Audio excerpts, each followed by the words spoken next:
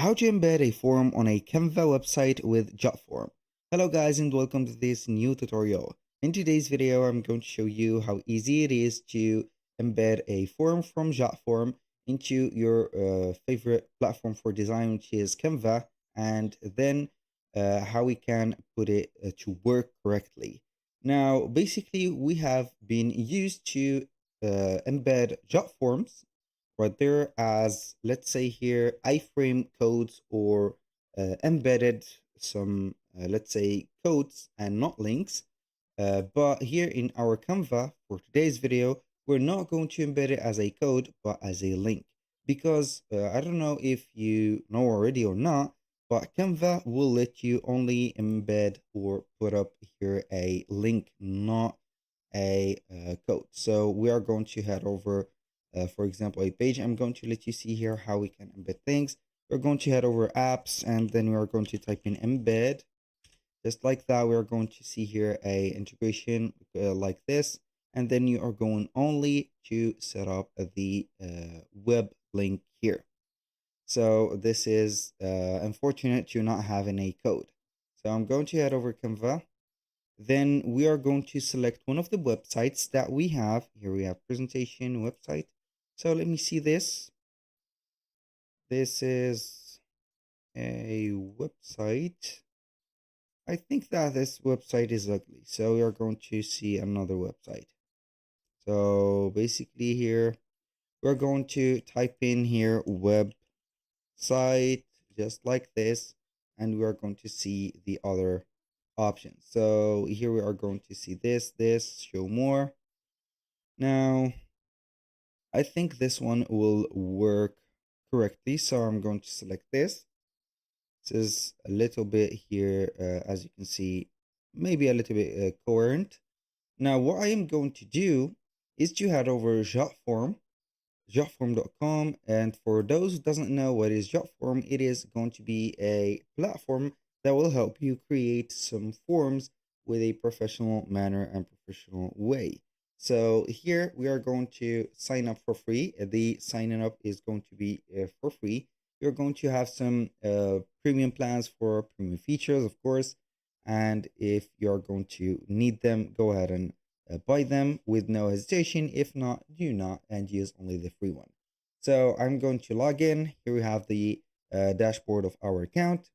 Now, what are we going to do is to see the forms that we have. Now, I have created some forms. I'm going to create a new form here to you.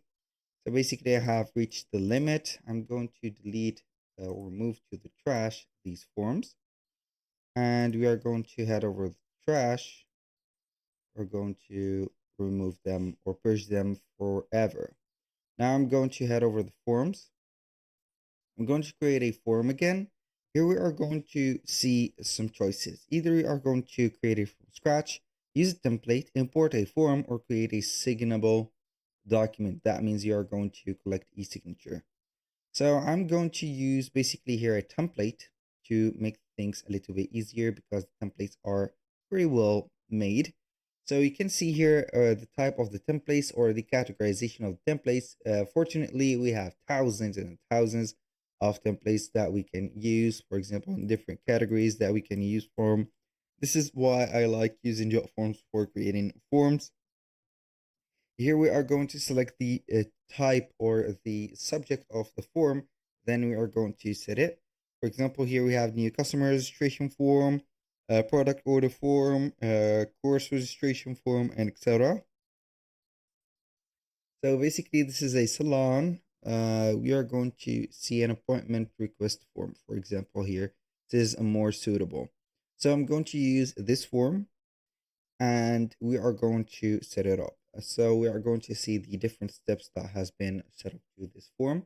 We have build, settings, and publish. We have here the build, which is going to be the builder. You can click on add elements from here and see the different elements that you can add. For example, basics like headings, names, full names, phone numbers, short text, long text, whatever.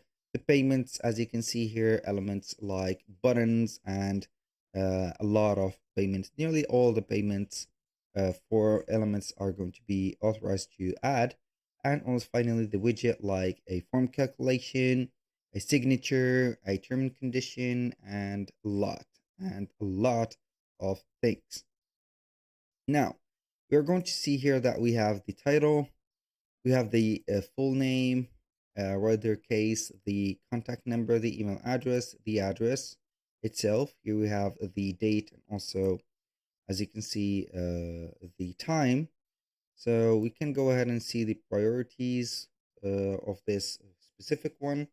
So the appointment duration is going to be, for example, 45 or 30 minutes, and then you are going to set it up. Now from A to, as you can see here, to this is the days. So you can add a new interval. So we have also the lunchtime from 12 to 13. So we are going to disable that. I'm going to let it as it is. Now, what are we going to do is to check the general setting of that specific calendar. Each one of the elements that you have here has a gear icon or properties. So when you click on it, it is going to set up let you see the general settings of it, like the labels, the label alignment, and the sub labels, and etc. You can see the options about the cities and also the cases that you have added for this one, for example, and some advanced one like placeholders. You can go ahead and add some information right there, and it will be added just like that. So for example, here, street address, you can have here street address like that. So you are going to give it as a highlight for whatever they are going to do. Hover text, shrink, hide field, and etc. Now, aside from that, what we're going to do here is to see the specific form. We're going to head over the settings. When you finish that, you're going to have here the title for example, for let's say here, Jack's Salon. And you're going to see that we have the enabled. It is enabled, so you can go ahead and have it as disabled on a specific date or whatever. You're going to encrypt the form to from responses to store sensitive and data security or securely. You can also get some form warning, form language, password protection, and etc. Now, that was for the form. And finally, the emails, which is going to be the autoresponder. That is going to have here the notification on autoresponder for the forms. You can set up some conditions. Here we have the thank you page. Integration, if you want to add some integration like for Salesforces and Google Sheet, PayPal, Google Drive, Twilio, Square, whatever. We have some workflows or let's say here automations. We can create some automations. Jotform size or signature, you can add some signature fields, for example, if you're going to make this a formal form. And finally, we have the publish. So what are we going to do? Here we have been setting up the form as embed, just like that, as an iframe, as you can see, or a pop-up or a source code like that. But in our case, we're going to select only the quick share. We're going to copy the link. I'm going to open it into another tab to see if it will work correctly. And here we have it. Now, what are we going to do is to copy that link again, head over Canva. So basically, we are going to create or set up a new page. So this is a board form from Google. I'm going to set up here the color of that right there page. I'm going to put it here. And now what are we going to do is to select this one, click on apps, then we are going to search for embed, and we are going to see the app that we've been seeing before. Now what are we going to do is to paste up here the web link, just like that. I did not register, so we are going to copy it manually, put it like this, and click on add to design, and we are going to see or wait for the form to be added, just like that. And this is the maximum that the form can be add it like this. So basically here we need to have the form either retracted a little bit, because as you can see it is a little bit long. So we are going to have it here a little bit bigger. So what are we going to do here is to head over the form again. I'm going to head over build and delete all the unnecessary options. So like the contact number, we're going to remove the email address, and also here the contact number. So we are going to set up here any specific date, for example, like that.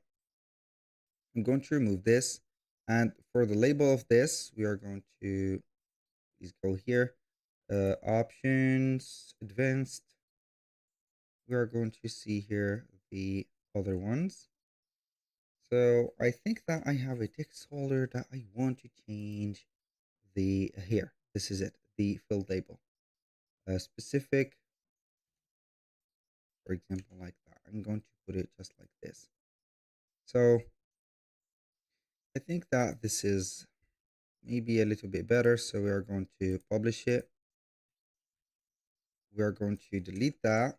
Instead, we are going to add another one, which is going to be embed. Here we are going to add our like this, and we are going to see the difference. I think that this is better. So this is much better. So, and if you want to make your page a little bit bigger or larger, or longer, we're going to select the page. At the end of the page, we are going to see here the scroll or the arrows. So we are going to make it a little bit bigger, just like that. I did not want to do that from the beginning because I want to let you see the importance of having a let's say a form that will be set up correctly, and also here put up like this, because the longer the form is going to be, the board, or the more board the visitor is going to be like that. You click on publish on website or preview, you're going to see the forms popping up just like that. So that was all for today's video. Thank you guys for watching. I hope that you have enjoyed the content, and hope to see you soon on the next one.